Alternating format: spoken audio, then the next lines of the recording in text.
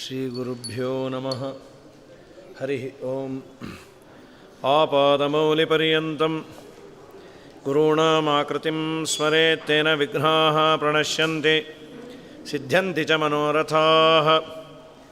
ನಾರಾಯಣಾಯ ಪರಿಪೂರ್ಣಗುಣಾರ್ಣವಾಯ ವಿಶ್ವೋದಯಸ್ಥಿತಿಲಯೋನ್ನಿಯತಿಪ್ರದಾಯ ಜ್ಞಾನಪ್ರದಾಯ ವಿಬುಧಾಸುರಸೌಖ್ಯದುಃಖಸತ್ಕಾರಣಾಯ ವಿತತಾಯ ನಮೋ ನಮಸ್ತೆ. ಅಭ್ರಮಂ ಭಂಗರಹಿತಂ ಅಜಡಂ ವಿಮಲಂ ಸದಾನಂದತೀರ್ಥಮತುಲಂ ಭಜೆ ತಾಪತ್ರಯಾಪಹಂ. ಚಿತ್ರೈಃಪದೈಶ್ಚ ಗಂಭೀರೈಃ ವಾಕ್ಯೈರ್ಮಾನೈರಖಂಡಿತೈಃ ಗುರುಭಾವಂ ವ್ಯಂಜಯಂತಿ ಭಾತಿ ಶ್ರೀಜಯತೀರ್ಥವಾಕ್. ಅರ್ಚಿಕಲ್ಪಿತಕಲ್ಪೋಯಂ ಪ್ರತ್ಯರ್ಥಿಗಜಕೇಸರಿ ವ್ಯಾಸತೀರ್ಥಗುರುರ್ಭೂಯಾದಸ್ಮದಿಷ್ಟಾರ್ಥಸಿದ್ಧಯೇ. ತಪೋವಿದ್ಯಾವಿರಕ್ತ್ಯಾದಿಸದ್ಗುಣೋಗಾಕರಾನಹಂ ವಾದಿರಾಜಗುರೂನ್ ವಂದೇ ಹಯಗ್ರೀವದಯಾಶ್ರಯಾನ್. ಪ್ರಣಮತ್ಕಾಮಧೇನುಂಚ ಭಜತ್ಸುರತರೂಪಂ ಶ್ರೀಭಾವಬೋಧಕೃತ್ಪಾದಚಿಂತಾಮಣಿमुपास्महे. ಪೂಜ್ಯಾಯ ರಾಘವೇಂದ್ರಾಯ ಸತ್ಯಧರ್ಮರತಾಯ ಚ ಭಜತಾಂ ಕಲ್ಪವೃಕ್ಷಾಯ ನಮತಾಂ ಕಾಮಧೇನವೇ. ಸ್ವಸ್ತ್ಯಸ್ತ್ವಶೇರ್ಥತಾಂ. ಗುರುಗಳ ಅಡಿದಾವರೆಗಳಲ್ಲಿ ಅನಂತ ಸಾಷ್ಟಾಂಗ ಪ್ರಣಾಮವನ್ನು ಸಲ್ಲಿಸಿ, ನಿನ್ನೆ ಹೇಳಿದಂತೆ ಬಹಳ ದಿವಸದಿಂದ ಈ ಒಂದು ಕೃತಿಯನ್ನು ಹೇಳಿ ಅಂತ ಅನೇಕ ಜನ ಹೇಳಿದರು. ಬೇರೆ ಬೇರೆಯವರು ಹೇಳಿದ್ದಾರೆ, ಬೇರೆ ಸಂದರ್ಭದಲ್ಲೂ ನಾವು ಹೇಳಿದ್ದೇವೆ. ಇಲ್ಲಿ ಆದರೆ ಇಡೀ ಜಗತ್ತಿಗೆ ಮುಟ್ಟತ್ತೆ, ಒಮ್ಮೆ ಹೇಳಿದ್ದು ಮತ್ತೆ ಅವರು ಕೇಳಬಹುದು ಅನ್ನುವ ದೃಷ್ಟಿಯಿಂದ ಒಂದು ಸುಂದರವಾದ ಕೃತಿ. ಪಜಲ್ ಇದು, ದಾಸರ ಪಜಲ್ ಅದು. ಮುಳ್ಳು ಕೊನೆಯ ಮೇಲೆ 3 ಕೆರೆಯ ಕಟ್ಟಿ 2 ತುಂಬದು, 1 ತುಂಬಲೇ ಇಲ್ಲ. ತುಂಬಲೇ ಇಲ್ಲ. ತುಂಬಲಿಲ್ಲದ ಕೆರೆಗೆ ಬಂದರು 3 ಒಡ್ಡರು, 2 ಕುಂಟರು, ಒಬ್ಬಗೆ ಕಾಲೇ ಇಲ್ಲ. ಕಾಲಿಲ್ಲದ ಬಡ್ಡಗೆ ಕೊಟ್ಟರು 3 ಎಮ್ಮೆಗಳ, 2 ಬರಡು, 1 ಕರುವೇ ಇಲ್ಲ. ಮುಳ್ಳು ಕೊನೆಯ ಮೇಲೆ 3 ಕೆರೆಯ ಕಟ್ಟಿ 2 ತುಂಬದು, 1 ತುಂಬಲೇ ಇಲ್ಲ. ಕರುವಿಲ್ಲದ ಎಮ್ಮೆಗೆ ಕೊಟ್ಟರು 3 ಹೊನ್ನುಗಳ, 2 ಸವಕಲು, 1 ಸಲ್ಲಲೇ ಇಲ್ಲ. ಸಲ್ಲದಿದ್ದ ಹೊನ್ನಿಗೆ ಬಂದರು 3 ನೋಟಗಾರರು, 2 ಕುರುಡರು, ಒಬ್ಬಗೆ ಕಣ್ಣೇ ಇಲ್ಲ. ಮುಳ್ಳು ಕೊನೆಯ ಮೇಲೆ 3 ಕೆರೆಯ ಕಟ್ಟಿ 2 ತುಂಬದು, 1 ತುಂಬಲೇ ಇಲ್ಲ. ಕಣ್ಣಿಲ್ಲದ ನೋಟಗಾರಗೆ ಕೊಟ್ಟರು 3 ಊರುಗಳ, 2 ಹಾಳು, 1 ಒಕ್ಕಲೇ ಇಲ್ಲ. ಒಕ್ಕಲಿಲ್ಲದ ಊರಿಗೆ ಬಂದರು 3 ಕುಂಬಾರರು, 2 ಚೊಂಚರು, ಒಬ್ಬಗೆ ಕೈಯೇ ಇಲ್ಲ. ಮುಳ್ಳು ಕೊನೆಯ ಮೇಲೆ 3 ಕೆರೆಯ ಕಟ್ಟಿ 2 ತುಂಬದು, 1 ತುಂಬಲೇ ಇಲ್ಲ. ಕೈಯಿಲ್ಲದ ಕುಂಬಾರನು ಮಾಡಿದ 3 ಮಡಿಕೆಗಳ, 2 ಒಡಕು, 1 ಬುಡವೇ ಇಲ್ಲ. ಬುಡವಿಲ್ಲದ ಮಡಕೆಗೆ ಹಾಕಿದರು 3 ಅಕ್ಕಿ ಕಾಳ, 2 ಬೇಯದು, 1 ಬೇಯಲೇ ಇಲ್ಲ. ಮುಳ್ಳು ಕೊನೆಯ ಮೇಲೆ 3 ಕೆರೆಯ ಕಟ್ಟಿ 2 ತುಂಬದು, 1 ತುಂಬಲೇ ಇಲ್ಲ. ಬೇಯಲಿಲ್ಲದ ಅಕ್ಕಿಗೆ ಬಂದರು 3 ನೆಂಟರು, 2 ಉಣ್ಣರು, ಒಬ್ಬಗೆ ಹಸಿವೇ ಇಲ್ಲ. ಹಸಿವಿಲ್ಲದ ನೆಂಟಗೆ ಕೊಟ್ಟರು 3 ಟೊಣಪೆಗಳ, 2 ತಾಕವು, 1 ತಾಕಲೇ ಇಲ್ಲ. ತಾಕಲಿಲ್ಲದ ಟೊಣಪೆಯ ತಾಕಿಸಿ ಸದ್ಗತಿಯೇನು ಈಯಬೇಕು ಪುರಂದರ ವಿಠ್ಠಲರಾಯ. ಮುಳ್ಳು ಕೊನೆಯ ಮೇಲೆ 3 ಕೆರೆಯ ಕಟ್ಟಿ 2 ತುಂಬದು, 1 ತುಂಬಲೇ ಇಲ್ಲ. ಇದು ಪುರಂದರದಾಸರ ಒಂದು ಸುಂದರವಾದ ಕೃತಿ. ನಮ್ಮನ್ನೇ ಬೈಯೋ ಸಲುವಾಗಿ ಮಾಡಿರುವಂಥದ್ದು, ಉದ್ಧಾರ ಆಗ್ರಿ ಅನ್ನೋದಕ್ಕೆ. ಆದರೆ ಅಲ್ಲಿ ಹೇಳುವುದನ್ನು ನೋಡ್ತಾ ಇದ್ದರೆ ಎಲ್ಲ ವಿಚಿತ್ರ ಅನ್ಸತ್ತೆ. ಮುಳ್ಳು ಕೊನೆಯ ಮೇಲೆ 3 ಕೆರೆಯನ್ನು ಕಟ್ಟಿದರು ಅಂತ. ಕೆರೆ ಕಟ್ಟಲಿಕ್ಕೆ ದೊಡ್ಡ ಜಾಗ ಬೇಕು.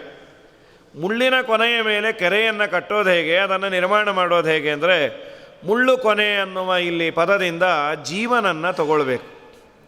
ಜೀವನ ಸ್ವರೂಪ ಶಾಸ್ತ್ರದಲ್ಲಿ ಜೀವನ ಸ್ವರೂಪದ, ಜೀವದ ಪರಿಮಾಣ, ಅವನ ಗಾತ್ರ ನಿರೂಪಣೆ ಮಾಡಬೇಕಾದರೆ ಹೇಳ್ತಾರೆ, ಎಲ್ಲ ಅವರವರ ದೇಹದಲ್ಲಿ ಇಂಡಿವಿಜುವಲ್ ಆಗಿ, ಎಲ್ಲ ದೇಹದಲ್ಲೂ. ಶ್ರೀಮದಾಚಾರ್ಯರ ಪ್ರಾಯ ಎಲ್ಲ ವೈದಿಕರ ಸಿದ್ಧಾಂತದ ಪ್ರಕಾರ ದೇಹದ ಗಾತ್ರದ ಮೇಲೆ ಜೀವನ ಗಾತ್ರ ವ್ಯತ್ಯಾಸ ಆಗುವುದಿಲ್ಲ. ಆನೆ ದೊಡ್ಡದಾಗಿದೆ ಅಂದರೆ ಆನೆಯ ದೇಹದಲ್ಲಿರುವ ಜೀವನೂ ದೊಡ್ಡದಾಗಿದ್ದಾನೆ. ಇರುವೆ ಚಿಕ್ಕದಾಗಿದೆ ಅಂದರೆ ಇರುವೆಯ ದೇಹದಲ್ಲಿರುವ ಜೀವ ಚಿಕ್ಕದಾಗಿದ್ದಾನೆ ಅಲ್ಲ. ಎಲ್ಲ ದೇಹದಲ್ಲಿರುವ ಜೀವನ ಪರಿಮಾಣವೂ ಒಂದೇ. ಒಂದು ವೇಳೆ ಜೀವ ದೇಹದಿಂದ ದೇಹಕ್ಕೆ ಅವನ ಸೈಜು ಚೇಂಜ್ ಆದರೆ ಅವನು ಅನಿತ್ಯ ಅಂತಾಗಿ ಬಿಡ್ತಾನೆ.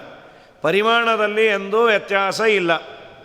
ಹಾಗಾದರೆ ಜೀವನ ಪರಿಮಾಣ ಏನು, ಅವನ ಗಾತ್ರ ಏನು, ಅವನ ಸೈಜ್ ಏನು ಅಂತಂದರೆ, ಕುದುರೆ ಬಾಲ ಇದೆಯಲ್ಲ, ಒಂದು ಕುದುರೆ ಬಾಲವನ್ನು ತೆಗೆದುಕೊಂಡು ಉದ್ದಕ್ಕೆ ಇರುವ ಉದ್ದದ್ದನ್ನು 10,000 ಭಾಗ ಮಾಡಿದರೆ ಎಷ್ಟು ಸೂಕ್ಷ್ಮವೋ ಅಷ್ಟು ಸೂಕ್ಷ್ಮ. ಕುದುರೆ ಬಾಲದ ಒಂದು ಕೂದಲನ್ನು 10,000 ಭಾಗ ಅಂದರೆ ಅದು ಇನ್ವಿಸಿಬಲ್, ಅದು ಆ್ಯಟಮ್. ಅದು ಜೀವನ ಸೈಜು ಅಷ್ಟು ಚಿಕ್ಕದು ಸ್ವರೂಪ ದೇಹ. ಆ ಜೀವನನ್ನು ಮುಳ್ಳು ಕೊನೆ ಅಂದರು. ಮುಳ್ಳು ಕೊನೆ ಅಂದರೆ ಅತೀ ಸೂಕ್ಷ್ಮನಾದ ಜೀವ. ಅವನ ಮೇಲೆ ಜೀವನ ಸ್ವರೂಪ ದೇಹ ಅಂತಾನು ಕರೀತಾರೆ ಶಾಸ್ತ್ರದಲ್ಲಿ ಅದನ್ನು. ಅದರ ಮೇಲೆ ದೇವರು 3 ಕೆರೆಗಳನ್ನು ಕಟ್ಟಿದ್ದಾನೆ. ನಮ್ಮ ಈ ದೇಹದ ಮೇಲೆ 3 ಕೆರೆ. ಯಾವುದದು 3 ಕೆರೆ? ಜೀವನ ಸ್ವರೂಪದ ಮೇಲೆ 3 ದೇಹ ಇದೆ. ಒಂದು ಲಿಂಗದೇಹ, ಇನ್ನೊಂದು ಅನಿರುದ್ಧ ದೇಹ, ಮತ್ತೊಂದು ಈಗ ನಿಮ್ಮ ಕಣ್ಣಿಗೆ ಕಾಣುವ ಸ್ಥೂಲ ದೇಹ. ಇದು ಕಣ್ಣಿಗೆ ಕಾಣುವ ದೇಹ. ಇದರ ಒಳಗೆ ಒಂದು ದೇಹ ಇದೆ, ಅದರ ಒಳಗೆ ಲಿಂಗದೇಹ ಇದೆ, ಅದರ ಒಳಗೆ ಜೀವನ ಸ್ವರೂಪ ಇದೆ. ಒಂಥರ ಸೆಟ್ ಬಟ್ಲಿದ್ದ ಹಾಗೆ, ಹಿಂದೆ ಪೂನಾ ಸೆಟ್ ಬಟ್ಲು ಅಂತ ಬರೋದು, ಒಂದರೊಳಗೊಂದು. ಹಾಗೆ ಜೀವನ ಸ್ವರೂಪ ಅದು ಪಿನ್ ಪಾಯಿಂಟ್ ಅಷ್ಟಿದೆ ಮುಳ್ಳು ಕೊನೆ. ಅದರ ಮೇಲೆ 3 ಕೆರೆಯನ್ನು ಕಟ್ಟಿದ. ದೇಹವನ್ನು ಕೆರೆ ಅಂತ ಕರೀಲಿಕ್ಕೆ ಕಾರಣ ಏನು? ಕೆರೆಗೂ ದೇಹಕ್ಕೂ ಸಂಬಂಧ ಏನು? ಯಾವುದನ್ನು ಹುಡುಗನ್ನ ಕೇಳಿದ್ರೆ ಕೆರ್ಕೋತೀವಿ ಅದಕ್ಕೆ ಕೆರೆ ಅಂದರು ಅಂತ. ಕೆರ್ಕೋಮೋದಕ್ಕಲ್ಲ. ಕೆರೆ ಅಂತ ಯಾಕೆ ಕರೀತಾರೆ ಅಂದರೆ, ಕೆರೆಯನ್ನು ಕೆರೆ ಅಂತ ಕರೆಯೋದು, ಅಥವಾ ಕೆರೆಯನ್ನು ನಿರ್ಮಾಣ ಮಾಡಲಿಕ್ಕೆ ಜಾಗವನ್ನು ಹುಡುಕಬೇಕಾದ್ರೆ ಎಲ್ಲಿ ಕ್ಯಾಚ್ಮೆಂಟ್ ಏರಿಯಾ, ಮಳೆ ಬಂದಾಗ ಎಲ್ಲಿ ನೀರು ನಿಲ್ಲತ್ತೋ ನಿಲ್ಲಬಹುದಾದ ಸ್ಥಳದಲ್ಲಿ ಇನ್ನೊಂದಿಷ್ಟು ತೋಡ್ತಾರೆ. ಈಗ ಅದಕ್ಕೆ ಒಳ್ಳೆಯ ಹೆಸರನ್ನು ಕೊಟ್ಟೆ, ರೈನ್ ಹಾರ್ವೆಸ್ಟಿಂಗ್ ಅಂತ. ಕೆರೆಗಳಿದ್ದದ್ದೇ ರೈನ್ ಹಾರ್ವೆಸ್ಟ್ ಮಾಡಲಿಕ್ಕೆ. ಅದೆಲ್ಲ ಬಸ್ ಸ್ಟ್ಯಾಂಡು ಇನ್ನೊಂದು ಪಾರ್ಕು ಆದಮೇಲೆ ಈಗ ರೈನ್ ಹಾರ್ವೆಸ್ಟಿಂಗ್ ಅಂತ. ಇರಲಿ, ಕೆರೆ ನೀರನ್ನು ಸಂಗ್ರಹ ಮಾಡಿಕೊಳ್ಳುವಂತಹ ಒಂದು ಸೋರ್ಸನ್ನು ಕೆರೆ ಅಂತ ಕರೀತಾರೆ. ನಮ್ಮ ದೇಹದಲ್ಲಿ ಯಾವ ನೀರನ್ನು ನಾವು ನೀರು ಕುಡಿತೇವಲ್ಲ ಅದಲ್ಲ. ಸಂಸ್ಕೃತದಲ್ಲಿ ನೀರು ಹಾಗೂ ಕರ್ಮ ಇದು ಸಿನೋನಿಮ್ಸ್, ಅದು ಪರ್ಯಾಯವಾಚಕಗಳು. ವಿಶೇಷವಾಗಿ ಉಪನಿಷತ್ತುಗಳಲ್ಲಿ ಎಲ್ಲೆಲ್ಲಿ ಕರ್ಮ ಅನ್ನುವ ಪದಗಳು ಬರುತ್ತೆ ಅಲ್ಲಿ ನೀರು ಅಂತ ಬಳಸಿರ್ತಾರೆ. ಒಂದು ಪ್ರಸಿದ್ಧವಾದ ಮಾತುಗಳು ನೀವೆಲ್ಲ ಕೇಳೇ ಇರ್ತೀರಿ. ಈಶಾವಾಸ್ಯ ಉಪನಿಷತ್ತಿನಲ್ಲಿ ಮುಖ್ಯ ಪ್ರಾಣದೇವರು ನಾವು ಮಾಡಿದ ಎಲ್ಲ ಕರ್ಮಗಳನ್ನು ದೇವರಿಗೆ ಅರ್ಪಣೆಯನ್ನು ಮಾಡ್ತಾರೆ. ಇದನ್ನು ಕೇಳಿದ್ದೇವೆ. ಇದನ್ನು ಉಪನಿಷತ್ತು ಹೇಳ್ತು. ತಸ್ಮಿನ್ನಪೋ ಮಾತರಿಶ್ವ ದಧಾತಿ. ಮಾತರಿಶ್ವ ಮುಖ್ಯ ಪ್ರಾಣದೇವರು, ಆ ಪರಮಾತ್ಮನಿಗೆ ಅಪಹ ದದಾತಿ. ಅಪ್ ಅಂದರೆ ನೀರು ಅಂತ, ಅಪಹ ನೀರನ್ನು ಕೊಡ್ತಾರೆ. ಅಲ್ಲಿ ಉಪನಿಷತ್ತಿಗೆ ವ್ಯಾಖ್ಯಾನ ಮಾಡಿದ್ರು, ಅಪಹ ಅಂದರೆ ನೀರು ಅಂತಲ್ಲ, ಅಪಹ ಕರ್ಮಾಣಿ. ಜೀವ ಮಾಡಿದ ಎಲ್ಲ ಕರ್ಮಗಳನ್ನು ದೇವರಿಗೆ ಅರ್ಪಣೆ ಮಾಡ್ತಾರೆ. ಸೊ ನೀರು ಅನ್ನುವ ಶಬ್ದವನ್ನು ಬಳಸುವ ಸಂದರ್ಭದಲ್ಲಿ ಉಪನಿಷತ್ತು ಕರ್ಮ ಅಂತ, ಕರ್ಮ ಅಂತ ಹೇಳಬೇಕಾದ್ರೆ ನೀರು ಅಂತ. ಇದೆರಡು ಪರ್ಯಾಯವಾಚಕಗಳು. ಆದ್ದರಿಂದ ದೇವರು 3 ದೇಹಗಳನ್ನು ನಿರ್ಮಾಣ ಮಾಡಿದ. ಆ ದೇಹವನ್ನು ಕೆರೆ ಅಂತ ಕರೆದದ್ದು ಯಾಕೆ ಅಂದರೆ, ಕರ್ಮರೂಪದ ನೀರನ್ನು ಸಂಗ್ರಹ ಮಾಡಲಿಕ್ಕೆ ಯೋಗ್ಯವಾದದ್ದರಿಂದ ಮುಳ್ಳು ಕೊನೆಯ ಮೇಲೆ 3 ಕೆರೆಯನ್ನು ಕಟ್ಟಿದ. ಕರ್ಮಾಚರಣೆ ಮಾಡುವ 3 ದೇಹವನ್ನು ಕೊಟ್ಟ. ಆದರೆ ಏನಾಗಿದೆ, ಆ 3 ಕೆರೆಗಳಲ್ಲಿ 2 ತುಂಬದು, ಒಂದು ತುಂಬಲೇ ಇಲ್ಲ. 2 ದೇಹದಿಂದ ನಾವು ಕರ್ಮಾಚರಣೆಯನ್ನು ಮಾಡಲಿಕ್ಕೆ ಅದು ಡೈರೆಕ್ಟಾಗಿ ಸಹಕಾರಿ ಅಲ್ಲ. ಆ ಕರ್ಮದ ಪಾಪ ಪುಣ್ಯಗಳನ್ನು ಸಂಪಾದನೆ ಮಾಡಲಿಕ್ಕೆ ಯೋಗ್ಯವಾದದ್ದು ಕರ್ಮವೆಂಬ ನೀರನ್ನು ನನ್ನ ದೇಹದಲ್ಲಿ ಹಿಡಿದಿಟ್ಟುಕೊಳ್ಳಲಿಕ್ಕೆ ಮೊದಲು ಕರ್ಮಾಚರಣೆಯನ್ನು ಮಾಡಬೇಕಲ್ಲ. ಅದಕ್ಕೆ ಈ ಸ್ಥೂಲ ದೇಹ ಬೇಕು. ನಿಮ್ಮ ಎದುರಿಗೆ ಕಾಣುವ ಈ ಸ್ಥೂಲ ದೇಹ ಅನ್ನೋದಕ್ಕೆ ಶರೀರ ಅದು ಅಶಾಶ್ವತ. ಆದರೆ ಬದುಕಿದಷ್ಟು ದಿನ ಗಟ್ಟಿಮುಟ್ಟಿಯಾಗಿರ್ಬೇಕು. ಯಾಕೆ? ಕರ್ಮಾಚರಣೆ ಮಾಡಲಿಕ್ಕೆ ಯೋಗ್ಯವಾದದ್ದು. ಮತ್ತೆ ಬರುತ್ತೋ ಇಲ್ಲೋ, ಬಂದಾಗ ಇದನ್ನು ಚೆನ್ನಾಗಿ ಕಾಪಾಡಿಕೊ, ಕರ್ಮಾಚರಣೆಯನ್ನು ಮಾಡು, ಪುಣ್ಯ ಕೆಲಸವನ್ನು ಮಾಡು, ತೀರ್ಥಯಾತ್ರೆಯನ್ನು ಮಾಡು, ದೊಡ್ಡವರ ದರ್ಶನವನ್ನು ಮಾಡು. ಈ ಶರೀರ ಮಾಧ್ಯಮ ಖಲು ಧರ್ಮ ಸಾಧನಂ. ಶರೀರ ಇದ್ದರೆ ನೀನು ಎಲ್ಲ ಮಾಡಲಿಕ್ಕಾಗೋದು. ಅದಕ್ಕೆ ದಿನ ಸಾಯ್ತೀವಿ ಅನ್ನಬಾರ್ದು ಸುಮ್ಮನೆ. ಸತ್ತು ಏನನ್ನು ಸಾಧನೆ ಮಾಡೋದು? ಈಸಬೇಕು, ಇದ್ದು ಜಯಿಸಬೇಕು ಅಂದದ್ದು. ಸೊ ಈ ಸ್ಥೂಲ ದೇಹ ಇದೆಯಲ್ಲ, ಇದು ನನಗೆ ಹೇಳಿದ ವಿಧಿ ನಿಷೇಧ, ವಿಹಿತ ಅವಿಹಿತ ಕರ್ಮಗಳನ್ನು ಆಚರಣೆ ಮಾಡಲಿಕ್ಕೆ ಯೋಗ್ಯವಾದದ್ದರಿಂದ 3 ಕೆರೆ ಅಂದರು. 3 ಕೆರೆಯಲ್ಲಿ ಲಿಂಗದೇಹ ಹಾಗೂ ಅನಿರುದ್ಧ ದೇಹ ತುಂಬಲಿಲ್ಲ, ಅದು ತುಂಬಲಿಕ್ಕೆ ಯೋಗ್ಯ ಅಲ್ಲ. ಈ ಸ್ಥೂಲ ದೇಹದಿಂದ ನಾನು ಕರ್ಮಾಚರಣೆಯನ್ನು ಮಾಡಬಹುದಾಗಿತ್ತು, ತುಂಬಲೇ ಇಲ್ಲ ಅಂದರು. ನಾನು ಸತ್ಕರ್ಮವನ್ನು ಕರ್ಮವನ್ನು ಮಾಡಲೇ ಇಲ್ಲ ಅಲ್ಲ. ಕೆರೆಯಲ್ಲಿ ಸ್ನಾನಕ್ಕೆ ಯಾವಾಗ ಹೋಗ್ತೀವಿ? ಇದ್ಬದ್ದು ಡ್ರೈನೇಜ್ ನೀರೆಲ್ಲ ಬಿಟ್ಟಿದೆ, ಕೆರೆಯಲ್ಲಿ ತುಂಬಿ ಹರಿತಾ ಇದೆ ರೀ, ಅದೇನಿಲ್ಲ, ನೀವು ಸ್ನಾನ ಮಾಡಿದ ನೀರು ಬನ್ನಿರಿ ಅಂತಾರೆ. ಕೆರೆಯಲ್ಲಿ ಒಳ್ಳೆ ನೀರಿದ್ದರೆ. ಹಾಗಾಗಿ 2 ತುಂಬೋದು, ಇನ್ನೊಂದು ತುಂಬಲೇ ಇಲ್ಲ ಅಂದರೆ ಏನೂ ಮಾಡದೆ ಕೂತ ಅಂತಲ್ಲ, ಮಾಡಬಾರದ್ದನ್ನು ಮಾಡಿಬಿಟ್ಟ, ಒಳ್ಳೆಯ ಕರ್ಮವೆಂಬ ನೀರನ್ನು ತುಂಬಿಕೊಳ್ಳಲಿಲ್ಲ ಅಂತ. ಸರಿ, ಈ ಕೆರೆಯನ್ನು ಚೆನ್ನಾಗಿ ಪುನರ್ನಿರ್ಮಾಣ ಮಾಡು, ಆ ಕೆರೆಯನ್ನು ಚೆನ್ನಾಗಿ ಮಾಡು ಅನ್ನೋದಕ್ಕೆ ದೇವರು ತುಂಬಲಿಲ್ಲದ ಕೆರೆಗೆ ಬಂದರು 3 ಒಡ್ಡರು. 3 ಜನ ಒಡ್ಡರನ್ನು ಕೊಟ್ಟು ಕಳಿಸ್ದ. ಯಾರವರು ಒಡ್ಡರು? ಕಲ್ಲನ್ನು ಕುಟ್ಟಿ ಮಹಾ ಕಷ್ಟಪಟ್ಟು ಕೆಲಸ ಮಾಡುವಂತಹ ಜನ. ಪಾಪ 3 ಜನರನ್ನು ಕೊಟ್ಟು ಕಳಿಸಂದಂತೆ ದೇವರು. ಏನಾದರೂ ಮಾಡಿ ಇದನ್ನು ತಿದ್ದಿ ತೀಡು ಅಂತ. ಯಾರು ಅವರು? 3 ಅವಸ್ಥೆ ನಮಗೆ. 3 ಅವಸ್ಥೆ, ಒಂದು ಬಾಲ್ಯಾವಸ್ಥೆ, ಇನ್ನೊಂದು ಯೌವನಾವಸ್ಥೆ, ಇನ್ನೊಂದು ವೃದ್ಧಾಪ್ಯ. 3 ಅವಸ್ಥೆಗಳು, ಅವಸ್ಥಾತ್ರಯ ಅಂತ. 3 ಅವಸ್ಥೆಗಳನ್ನು ದೇವರು ಈ ದೇಹಕ್ಕೆ ಕೊಟ್ಟ. ಬಾಲ್ಯ, ಯೌವನ, ಮುಪ್ಪು. ಅದರಲ್ಲಿ 3 ಒಡ್ಡರಲ್ಲಿ 2 ಕುಂಟರು, ಒಬ್ಬಗೆ ಕಾಲೇ ಇಲ್ಲ. 2 ಕುಂಟರು ಯಾರು? ಶೈಶವಾವಸ್ಥೆ ಅಥವಾ ಬಾಲ್ಯಾವಸ್ಥೆ ಅಥವಾ ವೃದ್ಧಾಪ್ಯ. ಈ 2 ಇದೆಯಲ್ಲ, ಇದು ಫುಲ್ ಫ್ಲೆಡ್ಜಲ್ಲಿ ನಾವು ಧರ್ಮಕರ್ಮಗಳನ್ನು ಮಾಡಲಿಕ್ಕಾಗೋದಿಲ್ಲ. ಮಗುವಾದಾಗಂತೂ ನಾವೇನು ಹೇಳೋದು ಇಲ್ಲ, ಅದು ಮಾಡೋದೂ ಇಲ್ಲ. ಅವನು 21, 22, 23 ವರ್ಷ ಅವನು ಅಧ್ಯಯನ ಮುಗಿಲಿ, ಅವನು ಕೆಲಸಕ್ಕೆ ಜಾಯಿನ್ ಆಗಲಿ, ಆಮೇಲೆ ಅವನು ಸ್ನಾನ ಸಂಧ್ಯಾ ವಂದನೆ, ದೇವರು ಪೂಜೆ ಮುಂಜೆ ಏನೋ ಮಾಡಿ ನಾವು ಹೇಳ್ತೀವಿ, ಕಂದ ನೀನು ಹುಚ್ಚುಚ್ಚಾಗಿ ದಿನ ಸಂಧ್ಯಾ ವಂದನೆ ಅಂತ ಕೂತ್ಕೋಬೇಡ, ಹಾಳಾಗ್ಬಿಡ್ತಿ. ಮುಂಜೆ ಯಾಕೆ ಮಾಡಿದ್ರಿ? ನನಗೊಂದು ಅಕೇಶನ್ ಬೇಕಾಗಿತ್ತು, ನಮ್ಮ ಮನೇಲಿ ಯಾವ ಫಂಕ್ಷನ್ ಆಗೇ ಇರಲಿಲ್ಲ, ಅದಕ್ಕೆ ನಿನಗೆ ಮುಂಜೆ ಮಾಡಿರೋದಷ್ಟೇ, ನೀ ಸಂಧ್ಯಾ ವಂದನೆ ಮಾಡಿ, ನಿನ್ನ ಸಲುವಾಗಿ ನಿಮ್ಮಪ್ಪ ಮಾಡ್ತಾರೆ, ನಿಮ್ಮಪ್ಪ ಸಂಧ್ಯಾ ವಂದನೆ ಮಾಡೇ ಹಾಳಾಗಿದ್ದು ಅಂಥೇಳಿ ಅದನ್ನು ದೃಷ್ಟಾಂತ ಬೇರೆ ಕೊಟ್ಟು ಮಾಡುವವನನ್ನು ತಡಿತೀವಿ. ಆಮೇಲೆ ನೀನು ಎಲ್ಲ ಮುಗಿದು ಒಂದು ಕೆಲಸಕ್ಕೆ ಸೇರ್ಕೊಂಡ್ಮೇಲೆ ಆಮೇಲೆ ಮಾಡ್ತಾನೇ ಇರು. ಆಮೇಲೆ ಏನು ಮಾಡ್ತಾನೆ? ಅವನೇ ತಲೆ ಮೇಲೆ ಸೌಟಿಟ್ಟು ಹೋಗ್ತಾನೆ, ನೀನೇ ನೋವೇ ಚೇಸ್ಕೊ ಅಂಥೇಳಿ. ಬಾಲ್ಯಾವಸ್ಥೆಯಲ್ಲಿ ಮಾಡಲಿಕ್ಕಾಗೋದಿಲ್ಲ ಫುಲ್ ಫ್ಲೆಡ್ಜಲ್ಲಿ. ಒಂದು ಏನೋ ಅನಿವಾರ್ಯ ಓದಿರತ್ತೆ, ಚೂರು ಪಾರು ಮಾಡಬಹುದು. ವೃದ್ಧಾಪ್ಯದಲ್ಲಿ ದೇಹ ಕೇಳೋದಿಲ್ಲ. ಧರ್ಮವನ್ನು ಕರ್ಮವನ್ನು ನಾನು ಮಾಡ್ತೇನೆ ಅಂದರೆ ಶುಗರು, BP, ಗ್ಯಾಸು, ಉಪವಾಸ ಮಾಡ್ತೇನೆ ಅಂದರೆ ದೇಹ ಕೇಳೋದಿಲ್ಲ, ಏನೋ ತಗೊಳ್ಬೇಕು. ಪುರಾಣ ಪುಣ್ಯಕತೆಗೆ ಬರ್ತೇನೆ ಅಂದರೆ ಟ್ರಾಫಿಕ್ ಅಲೋ ಮಾಡೋದಿಲ್ಲ, ಸಿಕ್ಕಾಪಟ್ಟೆ ಟ್ರಾಫಿಕ್ಕು. ಏನೋ ಬಂದೆ ಅಂದರೂ ಕಿವಿಯೋ ಕಣ್ಣೋ ರಿಫ್ಲೆಕ್ಸ್ ಇರೋದಿಲ್ಲ, ಅವರೊಂದು ಹೇಳೋದು ನನಗೊಂದು ಕೇಳೋದು, ಏನೇನೋ ನಾನಾ ತರಹದ ಸಮಸ್ಯೆಗಳು. ಇದರ ಮೇಲೆ ವೃದ್ಧಾಪ್ಯ ಬಂದ ಮೇಲೆ ಇರ್ತೀವಿ ಅನ್ನೋದೇ ಬೋನಸ್ ಆಗಿದೆ. ಈಗೆಲ್ಲ 60, 65ಕ್ಕೆ ಸರ್ಕಾರ ಕೊಡುತ್ತೋ ಬಿರುತ್ತೋ ರಿಟೈರ್ಮೆಂಟ್ ಯಮಧರ್ಮರಾಜನೇ ಕೊಟ್ಬಿಡ್ತಾಯೇನೆ ಪಾಪ. ಹಾಗಾಗಿ ವೃದ್ಧಾಪ್ಯದಲ್ಲಿ ನಾನು ಧರ್ಮಾಚರಣೆಯನ್ನು ಫುಲ್ ಫ್ಲೆಡ್ಜಲ್ಲಿ ಮಾಡ್ತೀನಿ. ಅದಕ್ಕೆ 2 ಕುಂಟರು ಅಂದರು. ನಡಿಲಿಕ್ಕೆ ಆಗಲ್ಲ ಅಂದಿಲ್ಲ, ಏನೋ ಕುಂಟ್ಕೊಂಡು ತೆವಳ್ಕೊಂಡು ಚೂರೋ ಪಾರೋ ಮಾಡ್ತಾರೆ. ಸೊ ಅದನ್ನು ಅಕೌಂಟಬಿಲಿಟಿಗೆ ತಗೊಳ್ಳಿಲ್ಲ. ಯಾವುದು? ಬಾಲ್ಯಾವಸ್ಥೆ ಹಾಗೂ ವೃದ್ಧಾಪ್ಯ. ಇನ್ನು ಮಾಡಬಹುದಾದ ಅವಸ್ಥೆ ಯಾವುದು? ಯೌವನ. ಯೌವನಾವಸ್ಥೆಯಲ್ಲಿ ನಾನು ಕಾಲೇ ಇಲ್ಲ, ನನಗೆ ಟೈಮೇ ಇಲ್ಲ ಮಾಡಲಿಕ್ಕೆ.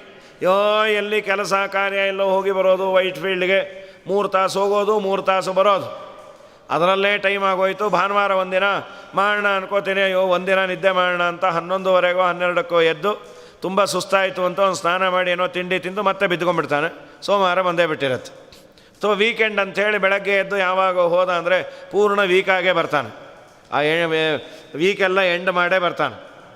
ಸೊ ಈ ತರಹದ ಅವಸ್ಥೆ ನಮ್ಮ ಜೀವನದ ಶೈಲಿ, ನಮ್ಮ ಲೈಫ್ ಸ್ಟೈಲ್ ಇದ್ದಾಗ ಒಬ್ಬನಿಗೆ ಕಾಲೇ ಇಲ್ಲ. ಕಾಲು ಇಲ್ಲ ಅಂತಾನೂ ಅರ್ಥ ಆಗ್ಬೋದು, ಕಾಲೇ ಇಲ್ಲ, ಅವನಿಗೆ ಟೈಮೇ ಇಲ್ಲ. ಏನು ಹೇಳಿದ್ರು ಧರ್ಮ ಕರ್ಮದ ವಿಷಯದಲ್ಲಿ ನೋ ಟೈಮ್. ಸೊ ಮುಳ್ಳು ಕೊನೆಯ ಮೇಲೆ 3 ಕೆರೆಯ ಕಟ್ಟಿ 2 ತುಂಬಲಿಲ್ಲದ ಕೆರೆಗೆ ಬಂದರು 3 ಒಡ್ಡರು, 2 ಕುಂಟರು, ಒಬ್ಬಗೆ ಕಾಲೇ ಇಲ್ಲ. ಸೊ ಕಾಲಿಲ್ಲದ ವ್ಯಕ್ತಿ ಅಂತಂದರೆ ಯೌವನಾವಸ್ಥೆ, ನಿಮ್ಮ ತಾರುಣ್ಯ. ಆ ಕಾಲಿಲ್ಲದ ಕುಂಟಾಗೆ ಕೊಟ್ಟರು 3. ದೇವರೇನು ಮಾಡ್ದ, 3 ಎಮ್ಮೆ ಕೊಟ್ಟ. ಇದು MA ಮಾಸ್ಟರ್ ಆಫ್ ಆರ್ಟ್ಸ್ ಅಲ್ಲ, ಎಮ್ಮೆ ದುನ್ನಪೋತು ಎಮ್ಮೆಗಳನ್ನು ಕೊಟ್ಟ ದೇವರು. ಯಾವುದದು ನಮಗೆ ಕೊಟ್ಟ ಎಮ್ಮೆ ಅಂದರೆ ಯಾವುದು? ಎಮ್ಮೆ ಹಾಲು ಸ್ವಲ್ಪ ಬುದ್ಧಿ ಮಾಂದ್ಯ ಮಾಡತ್ತಂತೆ. ಆಕಳ ಹಾಲು ಬುದ್ಧಿ ಶಾರ್ಪ್ ಮಾಡತ್ತೆ. ಅದರಲ್ಲೂ ಆಕಳ ತುಪ್ಪ ಘೃತೇನ ವರ್ಧತೆ ಬುದ್ಧಿ ಕ್ಷೀರೇಣಾಯು ಪ್ರವರ್ಧತೆ. ಒಳ್ಳೆ ಆಕಳ ಹಾಲು ಕುಡಿದ್ರೆ ಆಯುಷ್ಯ ಗಟ್ಟಿಯಾಗತ್ತೆ. ಈಗ ಏನು ಕುಡಿತೀವೋ ಬಿಡ್ತೀವೋ ಅದು ಯಾವುದೋ ಇರಲಿ, ಅಂತೂ 3 ಎಮ್ಮೆ ಕೊಟ್ಟು. ಏನಿದು ಎಮ್ಮೆ ಅಂತ ಪುರಂದರದಾಸರು ಯಾವುದನ್ನು ಕರೆದದ್ದು? ಬಯಕೆಗಳಿದೆಯಲ್ಲ ಮನುಷ್ಯಂದು, ವಾಂಟ್ಸ್, ಬೇಕು ಬೇಕು ಬೇಕು ಅಂತಿದೆಯಲ್ಲ, ಅದನ್ನು ಎಮ್ಮೆ ಅಂತ ಕರೆದರು. ಯಾಕೆ ಅಂದರೆ ಅದಕ್ಕೆ 2 ಕ್ವಾಲಿಟಿ ಇದೆ. ಎಷ್ಟು ಬೇಕು, ಎಷ್ಟು ಬಂದರೂ ಇನ್ನೂ ಬೇಕು ಬೇಕು ಅಂತಿದೆ. ಆ ಬೇಕು ಅನ್ನುವ ಬಯಕೆ ಮನುಷ್ಯನಲ್ಲಿ ಹೆಚ್ಚಾದಾಗ ಮಾನವೋ ಅಪಮಾನವೋ ಎಮ್ಮೆ ಅಂತೆ ಅವನು. ಆ ಎಮ್ಮೆ ಮೇಲೆ ಏನೇ ಆಹಾರನ್ನು ಹೊಡೀರಿ ಬಡೀರಿ ಅದು ನಿಂತೇ ಇರತ್ತೆ. ನಮಗೂ ಏನಾಗುತ್ತೆ, ಅದನ್ನು ಪಡೀಬೇಕು ಅಂತಾದರೆ by hook R crook I must earn it. ಅದರಿಂದ ಕೀರ್ತಿ ಬರುತ್ತೋ ಅಪಕೀರ್ತಿ ಬರುತ್ತೋ ಏನಾದರೂ ಆಗಲಿ. ದೇವರು ಯಾವುದು 3 ಎಮ್ಮೆಗಳನ್ನು ಕೊಟ್ಟಿದ್ದು? ಉಪನಿಷತ್ತುಗಳಲ್ಲಿ ಅಂತಾರೆ ಈಶಣತ್ರಯಗಳು ಅಂತ. ಈಶಣತ್ರಯ 2 ಅಂತಾರೆ. ಯಾವುದ್ಯಾವುದದು ನಮಗೆ ಇರೋದು? ಒಂದು ವಿತ್ತೈಷಣ, ಹಣದ ಬಯಕೆ. 2ನೇದು ದಾರೈಷಣ, ಹೆಂಡತಿಯ ಬಯಕೆ. ಮದುವೆ ಆಗಬೇಕು ಅನ್ನೋ ಬಯಕೆ, ಹೆಂಡತಿಯ ಮೇಲೆ ತುಂಬ ಬಯಕೆ. ಆಮೇಲೆ ಪುತ್ರೈಷಣ, ಮಗನ ಮೇಲೆ ಮೋಹ. ದೇವರು 3 ಹಾಕಿಬಿಡ್ತಾನೆ. ಒಂದು ಹಣ ಸಂಪಾದನೆ ಮಾಡಬೇಕು, ಒಂದು ಹೆಂಡತಿ, ಇನ್ನೊಂದು ಪುತ್ರ. ಇದು ಎಷ್ಟು ಬಂದರೂ ಹಣ ಇನ್ನೂ ಬೇಕು. ಇಷ್ಟು ದೊರಕಿದರೆ ಮತ್ತಷ್ಟು ಬೇಕೆಂಬಾಸೆ, ಅಷ್ಟು ದೊರಕಿದರೆ ಇನ್ನಷ್ಟು ಬೇಕೆಂಬಾಸೆ. ಕಷ್ಟ ಬೇಡೆಂಬಾಸೆ, ಕಡು ಸುಖವ ಕಾಂಬಾಸೆ, ನಷ್ಟ ಜೀವನದಾಸೆ. ಪುರಂದರ ವಿಠಲ ಭಿನ್ನಹಕ್ಕೆ ಬಾಯಿಲ್ಲವಯ್ಯ.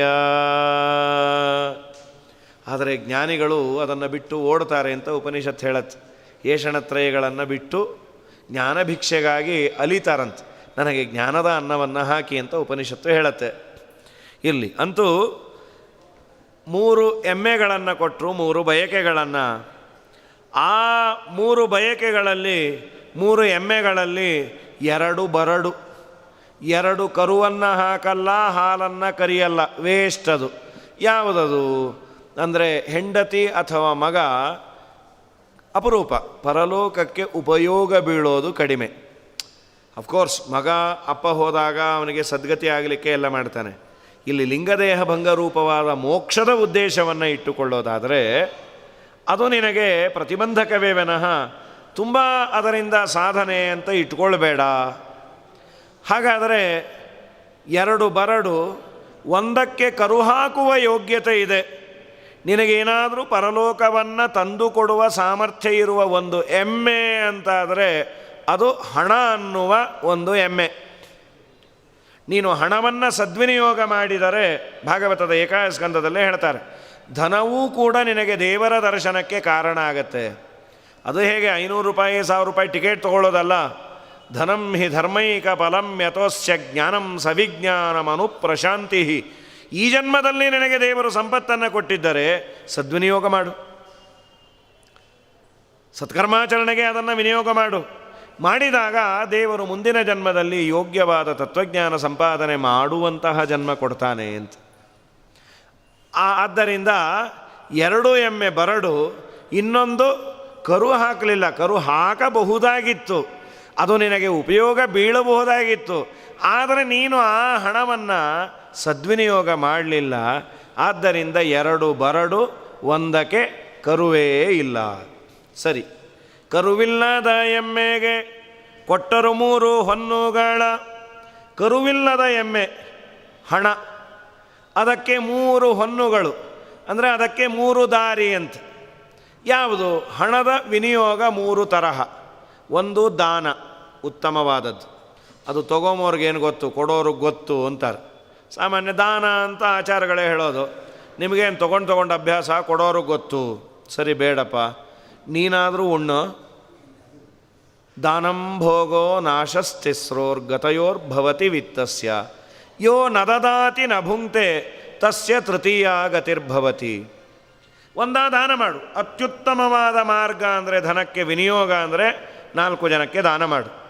ಇಲ್ಲ ರೀ, ನನಗೆ ದಾನ ಮಾಡಲಿಕ್ಕಾಗಲ್ಲ, ಹಾಳಾಗಿ ಹೋಗಲಿ, ನೀನಾದರೂ ತಿನ್ನು. ನೀನೂ ತಿಂದೆ, ಮಂದಿಗೂ ಹಾಕದೆ, ದಿನಾ ಅದನ್ನು ನೋಡ್ತಾ ಆನಂದ ಪಡ್ತಾ ಇರ್ತೀಯಲ್ಲ. ಯಾರಿಗಾಗಿ? ಹರಿ ಕೊಟ್ಟ ಕಾಲಕ್ಕೆ ಉಣಲಿಲ್ಲ ಉಡಲಿಲ್ಲ, ಹರಿ ಕೊಡದ ಕಾಲಕ್ಕೆ ಬಾಯಿ ಬಿಟ್ಟೆಲ್ಲೋ ಪ್ರಾಣಿ. 10,000 ಹೊನ್ನು ಹೂಳಿಟ್ಟು 10,000 ಹೊನ್ನು ತಿಪ್ಪೇಲಿ ಪೋಪಾಗ ಬಾಯಲ್ಲಿ ಮಣ್ಣು ಬಿತ್ತಲ್ಲೋ ಪ್ರಾಣಿ ಅಂತ ಪುರಂದರದಾಸರೇ ಅಂತಾರೆ. ಒಂದು ರೀತಿ ನಾವು ಮುಂದಿನ ಇನ್ವೆಸ್ಟ್ಮೆಂಟಿಗೆ ಇವತ್ತಿನ ನಮ್ಮ ಜೀವನವನ್ನು ಮೀಸಲಿಡ್ತೇವೆ. ಈಗೆಲ್ಲ ಯಂಗ್ ಏಜ್ ಇದ್ದಾಗ ಸಿಕ್ಕಾಪಟ್ಟೆ ದುಡಿಬೇಕು, ಚೆನ್ನಾಗಿ ತಿಂದು ಕೂತು ಬಿಡಬಾರ್ದು. ಅದಕ್ಕೆ ಏನು ತೊಗೋತಾ ಇರಿ? ಏನಿಲ್ಲ, 3 cup tea, 2 cup coffee, 2 blood slice, ಅದನ್ನೇ ತಿಂತಾಯಿದ್ದೀನಿ. ಆಮೇಲೆ ಒಂದು 50-60 ವರ್ಷ ಆದಮೇಲೆ ಎಲ್ಲ ಹಣ ಮಾಡಿಟ್ಟ ಮೇಲೆ ದಿನ ತಿನ್ನೋದೆ. ಏನು ಮಾತ್ರೆ? ದೇವರು ಬಿಡಬೇಕಲ್ಲ ಮಗನೇ ದಿನ ತಿನ್ನಲಿಕ್ಕೆ. ಇದ್ದಾಗ ತಿನ್ನು ಅಂದರೆ ಅದನ್ನೆಲ್ಲ ಇಟ್ಟು ಇವನು ಈ ಥರ ತಿಂದು ಹಾಳು ಮಾಡಿಕೊಂಡು ಆರೋಗ್ಯ ಇವನ ಹೆಸರಲ್ಲೇ ವರ್ಷಕ್ಕೊಮ್ಮೆ ಎಲ್ಲರೂ ತಿನ್ನೋ ಪರಿಸ್ಥಿತಿ ಬರುತ್ತೆ. ಅವ್ರು ಹೊಟ್ಟೋದ್ರ ಅವ್ರದೇ ಶ್ರಾದ್ದ ಅಂತ. ಹಾಗಾಗಿ ಇದ್ದಾಗ ಯೋಗ್ಯರಿಗೆ ಹಾಕಿ 4 ಜನಕ್ಕೆ ಹಾಕು, ನೀನು ಉಣ್ಣು. ಇಲ್ಲಾಂದರೆ ಪ್ರಯೋಜನ ಇಲ್ಲ ಅಂದರು. ಅದಕ್ಕೆ ದಾನ ಬೇಡ, ಭೋಗ ಮಾಡು. ದಾನವೂ ಇಲ್ಲ ಭೋಗವೂ ಇಲ್ಲ ಅಂತಾದರೆ ಅದು ಕೂಡಿಟ್ಟು ಒಂದಿನ ಕೃಷ್ಣಾರ್ಪಣ ಆದರೆ ಯಾರಿಗೆ ಅದು? ಹಾಗಾಗಿ 3 ಕೊಟ್ಟರು ಹೊನ್ನುಗಳ, 2 ಸಲ್ಲದು, 1 ಸಲ್ಲಲೇ ಇಲ್ಲ. ಅದರಲ್ಲಿ ಏನು ಗೊತ್ತಾ? ಭೋಗ ಹಾಗೂ ನಾಶವಾದದ್ದು ಇವನಿಗೆ ಪುಣ್ಯ ಮೆಚೂರ್ ಮಾಡೋದಿಲ್ಲ. ನಾನು ತಿಂದೆ ಅವರು ಎಷ್ಟು ಧಾರಾಳರಿ, ಎಂಥ ಪುಣ್ಯಾತ್ಮರವರು. ಯಾಕೆ? ಅವರು ಕಾರಲ್ಲೇ ಓಡಾಡ್ತಾರೆ. ಅಲ್ಲ, ಕಾರಲ್ಲಿ ಓಡಾಡಿದ್ದಕ್ಕೆ ಪುಣ್ಯಾತ್ಮರ ಅಲ್ಲ, ತುಂಬ ಧಾರಾಳಿ ಅವರು. ಏನದು ಧಾರಾಳತನ? ಅವ್ರ ಕಾರ್ಗೆ ಅವರೇ ಪೆಟ್ರೋಲ್ ಹಾಕಿಸ್ತಾರೆ. ಓ ಅಚ್ಚಾ, ಅದು ಕುದುರೆ ಅಲ್ಲಣ್ಣ. ಪೆಟ್ರೋಲ್ ಇಲ್ಲ ಅಂದರೆ ಗಾಡಿ ನಿಂತು ಹೋಗುತ್ತೆ. ಅವರ ಗಾಡಿಗೆ ಅವರು ಪೆಟ್ರೋಲ್ ಹಾಕ್ಸೋದು. ನಮೋ ನಮಃ ಆಚಾರ್ಯ. ಅವರ ಗಾಡಿಗೆ ಅವರು ಪೆಟ್ರೋಲ್ ಹಾಕ್ಸಿದ್ರು ಅಂದರೆ ಅವರನ್ನು ಧಾರಾಳ ಅಲ್ಲ, ಮಂದಿಗೆ ಏನು ಮಾಡಿದ್ರು ಅಂತ. ನನ್ನ ಗಾಡಿಗೆ ನಾನೇ ಪೆಟ್ರೋಲ್ ಹಾಕಿಸ್ದೆ, ಅವರು ಅವ್ರಿಗೇನೇನು ಬೇಕೋ ಅವರು ಅದು ತೊಗೊಳ್ತಾರೆ, ಅನಿವಾರ್ಯ ತೊಗೊಳ್ಬೇಕು. ಅದಲ್ಲ, ಭೋಗ ಹಾಗೂ ನಾಶವಾದದ್ದು ನಿನಗೆ ರೀಮೆಚೂರ್ ಆಗೋದಿಲ್ಲ, ಪುಣ್ಯದ ರೂಪದಲ್ಲಿ ಬರೋದಿಲ್ಲ. ಹಾಗಾದರೆ ಪುಣ್ಯದ ರೂಪದಲ್ಲಿ ನಿನಗೆ ಮೆಚೂರ್ ಆಗೋದು ಯಾವುದು? ಮೆಚೂರ್ ಆಗೋದು ಅಂತಾದರೆ ನೀನು ಮಾಡಿದ ದಾನ. ನೀನು ಏನು ಕೊಟ್ಟಿದ್ದಿ ಅದನ್ನು ದೇವರು ಇವತ್ತು ಕೊಡ್ತಾನೆ. ಅದೇ ದಾಸರು ಇನ್ನೊಂದು ಕಡೆ ಅಂತಾರೆ, ಇವತ್ತು ನೀನು ಸುಖವಾಗಿದೆ, ನಿನಗನ್ಸತ್ತೆ ದೃಷ್ಟ ಕಾರಣ, ನಾನು ಓದಿದೆ, ನಾನು ಸಂಪಾದನೆಯನ್ನು ಮಾಡಿದೆ, ಅದಕ್ಕೆ ಸುಖವಾಗಿದ್ದೇನೆ ಅಂತೆ.